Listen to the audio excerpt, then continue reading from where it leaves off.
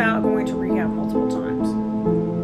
So I watched someone's video and they were talking about they were back in rehab, and I felt like they felt maybe sad or ashamed about that. You know what? You should not be, because rehab is designed for you to return. When I went to rehab, let me tell you a story. When I went to rehab in 1998, rehabs were long.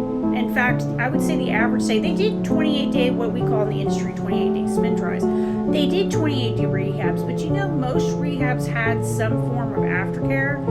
In a lot of the rehabs, you would work while you're in the rehab, so you would learn how to reintegrate back into society. Also, frequently, many of them had their own, not sober livings. They had some kind of housing that was called a secondary program that was attached to that. So you could go to outpatient classes at night, or you would do aftercare groups a couple times a week, and you would be slowly reintegrated back into society. Today's rehab is just throwing you off the deep end of the pool the second you walk out of there. And that's super unfortunate.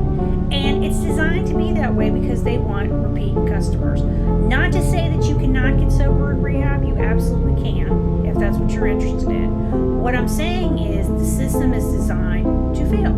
And so if you go into the place with the mindset of, I'm going to do the best I can with this place, this is what I got, try to stay out of relationships, try to do, focus on what you need to do, but also from the lens of how can I incorporate this back into my normal life? Because it's easy to stay sober in rehab. You know why? Because there's less drugs there and you don't have the same stressors.